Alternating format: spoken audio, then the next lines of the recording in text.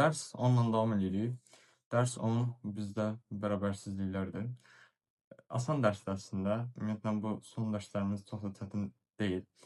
Qarşıda bizi funksiya falan gözləyir. İzahları verməyə davam edirəm. Ümid edirəm nəsə öyrədə bilirəm, ümid edirəm nəsə dəstək verə bilirəm. Kanalın izlənmə saatı, abunə sayısı biraz aşağıdır. Mən istəyirəm ki, məsələn, ehtiyacı olan hamıya gedib çıxsın bu videolar. Maraqlı şəkildə, keyfiyyətli şəkildə dərsləri izah eləməyə, əsas məqamları sizlərə çatdırmağa çalışıram. Məsələn, buraxılışdan qabaq da oturub təkrar məqsədli bu videoların hamısına baxa bilərsiniz. Məsələn, nəsə öyrənmək istəsəz də videolardan faydalana bilərsiniz. Deməli, bərabərsizliklər haqqında danışırıq. Bərabərsizliklər nədir? Ümumiyyətlə, biz bərabərsizliyi deyiriksə, bərabərsizliklər haqqında danışırıqsa, mütləq və mütləq intervalları bilməliyik. Yəni, interval nədir? Məsələn, bizə bərabərsizliyi verir. Tutalım ki, deyir ki, x böyükdür A-dan, x kiçikdir B-dən. Bizdə interval nə olur? A-dan B. Və biz onu interval olaraq, baxın, bu şəkildə qeyd edirik. Burada biz onu ədəd oxunda qeyd edəndə qeyri-ciddi və ciddi var. Qeyri-ciddi olarsa içi dolu olur, ciddi olarsa içi boş olur. Yəni, içi dolu olanda bilin ki, həmin ədədi də biz ora daxil edirik. Amma bu şəkildə, məsələn, normal qaydada bu şəkildə götürülərsə, biz burada intervalda ədədi daxil eləmirik ora. Amma içi dolu şəkildə verilərsə, bu şəkildə verilərsə, ədədi ora daxil edirik. İndi nə demək istədiyimi başa düşərsiniz. Baxın, burada normal qaydada x-i A-dan böyük götürür, B-dən kiçik götürür. Amma A-la B-nin özünü daxil eləmir intervala. Amma burada gördüyünüz kimi deyir ki, x həm A-ya bərabər ola bilər, həm B-yə bərabər ola bilər. Və x A-dan da böyükdür, A-dan böyük, B-dən kiçikdir. Və interval olaraq biz onu artıq bu mötərizə şəklində, yəni modulu, bu kvadrat formalı mötərizə şəklində götürürük. Normal mötərizədə isə artıq orada ədədlərimiz daxil olmur. Burada x böyükdə A olarsa biz bilirik ki, yəni A olarsa götürəcəyimiz aralıq interval, yəni A ilə müsbət sonsuzluq arası olur. X böyük bərabərdə olarsa eyni qayda sadəcə dəyişən nə olur? Mötərizəmiz dəyişir. Yəni həmin ədəddə biz o intervala daxil edirik. Böyük bərabərin mənası nədir? Yəni deyir ki, bu x həm A-ya bərabər ola bilər, həm də A-dan böyük olmalıdır. Eyni qaydada bu kiçik olarsa da biz kiçik olarsa mənfi sonsuzluğa. Baxın, bu kiçik nə deməkdir? Bu x A-dan kiçik. Yəni artıq kiçikdirsə bu gedir hara? Mənfi sonsuzluğa. Kiçikdən o tərəfə mənfi sonsuzluqdur. Böyük olanda müsbət sonsuzluq olur. Yenə bərabər forma, yəni kiçik bərabər olarsa biz burada A-nın özünü də götürmüş oluruq. İnterval qaydasında da, yəni ədəd oxunda da gördüyünüz kimi bu formada hamısı qeyd olunur. Çətin deyil əslində. İntervalların birləşməsi və kəsişməsi var. Məsələn, bizə deyir ki, mənfi sonsuzluqdan 3-ə, bir də mənfi 5-dən müsbət sonsuzluğu intervallarına baxaq. Birləşməsinin kəsişməsinə baxaq. Bunu məsələn ədəd oxunda qeyd eləsək biz, ədəd oxu çəksək, mənfi 3-dən mənfi sonsuzluqdan 3-ə deyir, üzr istəyirəm. İnterval olaraq hara olacaq? Bura olacaq da. Yəni mənfi sonsuzluqdan 3-ə bura olacaq. Aşağıda da digər ədəd oxumuzu ədəd oxunu da qeyd eləsək, mənfi 5.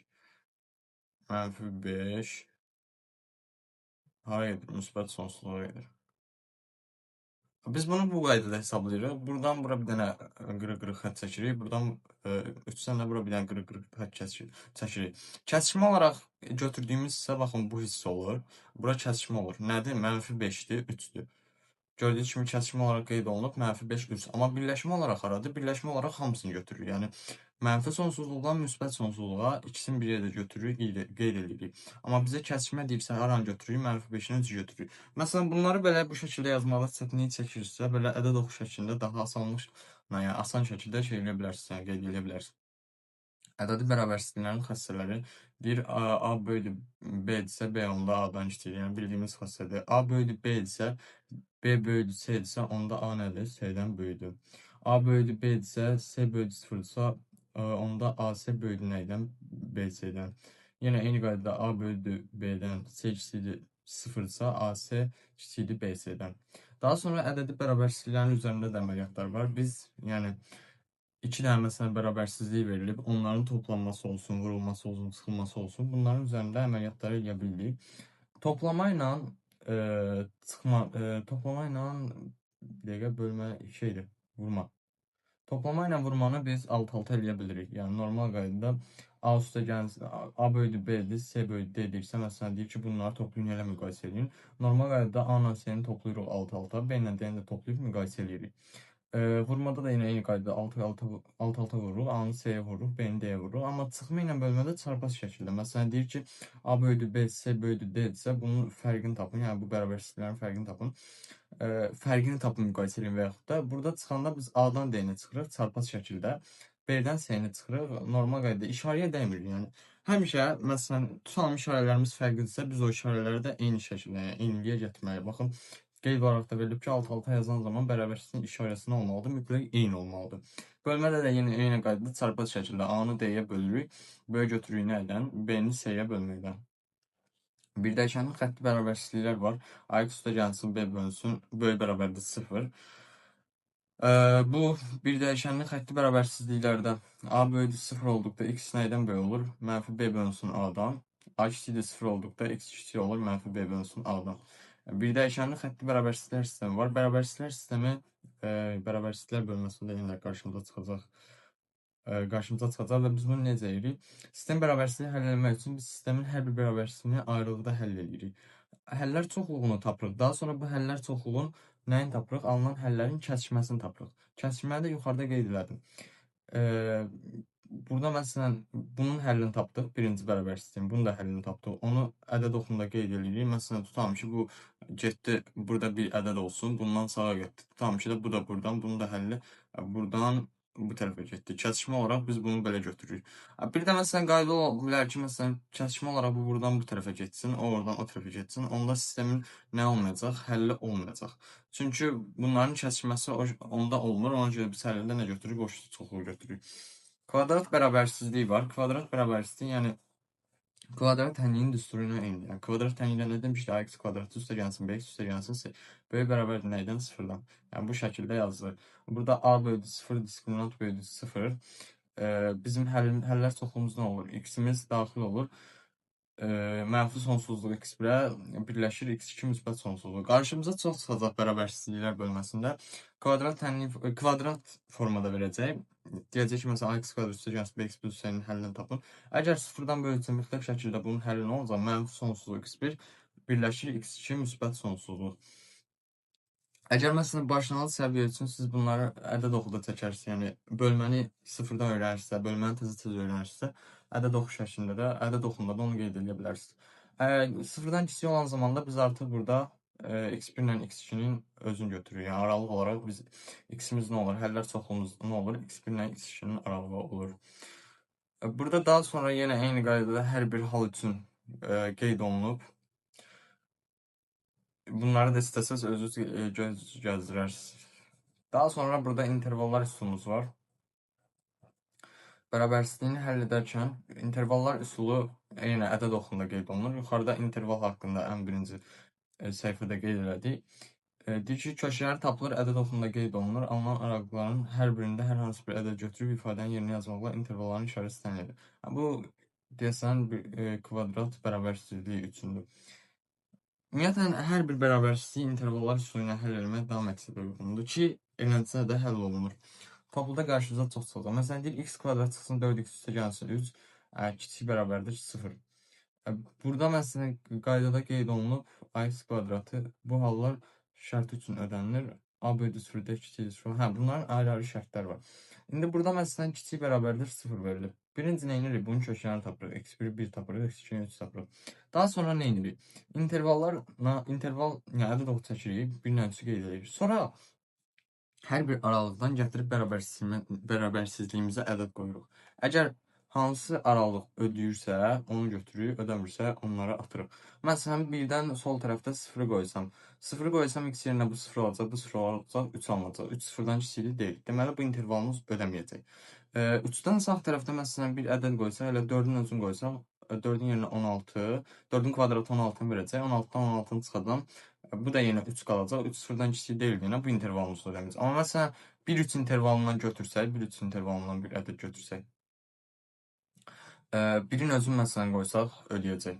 Çünki 0-a bərabər olacaq. Burada kiçik bərabərsizlik deyənlər biz 1 ilə 3-ün özünü də götürürük. Amma adi qaydada olsaydı 1 ilə 3-ün özünü götürməyəcəkdik. 1-3 intervalında məsələn ədəd nədir? 2-dir. 2-ni qoysaq bura 4. 4 çıxılsın 8 mənfi eləyəcək. Mənfi 5-in üstünə 4. Burada nə idi? -4 üstə gəlsin 3, -1, -1 sıfırdan kiçikdir. Yəni intervalımız da 1-3 aralığı olsun. Yəni çətin deyil. Bərabərsizliklərdə mütləq interval bilməliyik. Bir də sistem verilərsə, sistemdə də kəskinməyi götürməliyik. Rasional bərabərsizliyi bilirik ki, kəsr şəklindədir. Ümumiyyətlə, kəsr haqqında harda danışırıqsa, biz DMG-ni mütləq nəzərə almalıyıq. DMG-də dəyişən mümkün qiymətlərdir. Yəni, biz bu bölmədə sıfıra bölmədən falan danışa bilmirik. Yəni, məxrəci həmişə sıfırdan müxtəlif götürməliyik. Və artıq yenə bərabərsizliklər bölməsində də bu qayda, yəni istinad yaranır. Məsələn, tutalım ki, misal olaraq verilib. Deyir, x kvadrat çıxsın 4, x plus 1 böyük bərabər 0 bərabərsizliyini həll edək. Bunun həlli üçün biz həmişə məxrəci birinci sıfırdan fərqli götürməliyik. Yəni məxrəcimiz hansı qiymət ala bilməz? -1 alanmaz. Niyə? -1 ilə 1-i toplayacaq, eləyəcək 0, amma biz dedik sıfıra bölmə yox. Deməli -1 burdan nə edirik? Atırıq. Yəni biz -1-i ədəd oxunda içi boş şəklində götürəcəyik. Yəni onu ora daxil eləməyəcək. Aralıda intervala daxil olmayacaq. Daha sonra surəti sıfıra bərabər götürürük. -2, -2 götürürük. Sonra ədəd oxu çəkdik. O ədəd oxunda bu qiymətləri qeyd edirik. İntervallardan ədəd qoyuram. -1, 2 aralığından 0 qoysam. 0 qoydum, 0 qoydum. -4-ü 1-ə böldüm, -4. Sıfırdan böyüdür, böyük deyil. Deməli, bu intervalımız olmadı. 2 müsbət sonsuzluqdan istənilən ədədi qoysam, məsələn 3-ü qoysam 9 çıx 4. Bu eləyəcək 5, aşağıda da. Yəni, sıfırdan nə olacaq? Böyük olacaq. Deməli, bu intervalımız ödəyəcək. -2, -1 intervalından məsələn hansı ədədi qoya bilərəm? -1,5-i qoya bilərəm. -1,5-i də qoysam yenə 4-dən kiçik, yəni sürət mənfi olacaq, aşağıda mənfi olacaq. Mənfi aparacaq, müsbət qiymət alınacaq. Yəni bu intervalımızda ödəyir. Mənfi sonsuzluqdan yenə istənilən bir ədəd qoysam, bu artıq mənfi eləyəcək. Surətimiz təkcə mənfi qalacaq. Amma məxrəc nə olacaq? Kvadrat var deyən müsbət olacaq. Məxrəcimiz müsbət olacaq. Surətimiz mənfi. Qiymətimiz nə olacaq? Mənfi olacaq. Amma bizə deyir ki, sıfırdan böyük olsun. Ona görə bu intervalda nə edəcək? Götürməyəcək. İnterval olaraq da artıq bu intervalı ayrı qeyd edib, bunu ayrı qeyd edib, onların nəni götürürük? Birləşməsini götürürük. Yəni eyni qaydada burada bir dənə də misal verilib.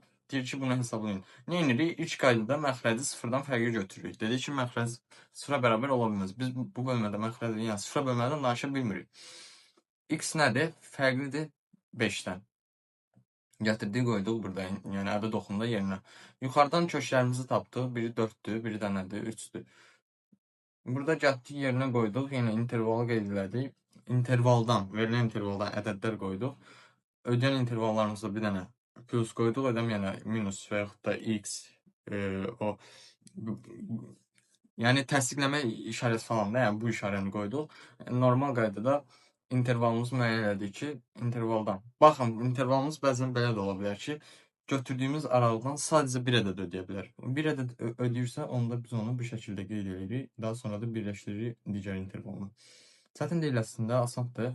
Burada qeyd verilib, deyir ki, həmişə mənfi olan ifadələrin kökü yoxdur. Həmişə müsbət olan ifadə addır, bərabərsizliyin işarəsi dəyişmir. Həmişə mənfi olan ifadə addır, bərabərsizliyin işarəsi dəyişir. Bu nə deməkdir? Məsələn, sizə bərabərsizlik verə bilər. Bərabərsizlikdə məsələn işarəni dəyişmək istəyirsiniz və yaxud da hər hansısa bir, məsələn, -x böyük nədən 5-dən.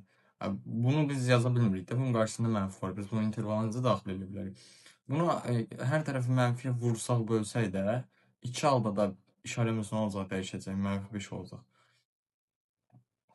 Çünki nəyə görə -5 olacaq? Məsələn, normalda ifadəmiz belədir. -x üstə gəlsin 5. Bu x burada nədir? Parametrdir. Yəni, mən burada x-in yerinə mənfi qiymət də qoya bilərəm, müsbət qiymət də qoya bilərəm. Bu mənfinin burada mənim üçün xüsusi bir rolu yoxdur. Rolu var əslində. Nə baxımdan var? Mənfi qoysam, mənfi nə edəcək? Müsbət edəcək. Ona görə də biz bunu nədən götürürük? Kiçikdir. Mənfi vuranda işarəni dəyişir. Məsələn, -5-dən bir dənə kiçik ədəd götürürük. -5-dən kiçik ədəd nə var? -6 var. Ədəd oxuna görə baxsam. Çünki -5 dayanır. Ədəd oxunda demişik ki, 0-dır. 0-dan sonra kiçilir. -1, -2, -3, -4, -5. -5-dən, yəni -5-dən sağda duranlar ondan böyük sayılır. Solda duranlar ondan kiçik sayılır. -6-nı götürsəm, gətirib burada qoyanda -6-nın qarşısında bir dənə də mənfi olacaq. 6 nə olacaq? Böyük olacaq 5-dən. Yəni, bunu mütləq yadda saxlayın ki, istənilən bir vəziyyətdə bərabərsizliyin hər hansı bir tərəfi mənfiyə vursaq, bölsək, işarəmiz dəyişəcək. Daha sonra burada modul bərabərsizliyi var. Modul bərabərsizliklərdə də yenə həmişə eyni qayda ilə deyir, böyük A olarsa, A böyük 0 olarsa, fx böyük A, fx kiçik mənfi olanda birləşməni, kiçikdir 0 olarsa, kəskinməni götürürük. Çətin deyil, indi bunların hamısına ümumi bir yəni qayda, testlər üzərində baxıb sizlərə daha ətraflı, daha belə yadda qalan formada izah edəcəm. Hələ ki mövzuları izah eləyə davam edirik. Sadəcə kanalım biraz erişimi aşağıdır. Yəni izlənmə saatı falan, abunə sayısı aşağıdır. İndi yavaş-yavaş inşallah ki hər şey yaxşı şəkildə qaydasına qayıdacaq. Bundan sonraki dərsimiz ədədi ardıcıllıqlar silsilələrdir. Silsilə də çətin dərs deyil. Ki sizlərə daha yadda qalan, daha asan formada onu da izah edəcəm. Gələcək videoda görüşmək ümidi ilə sağ olun.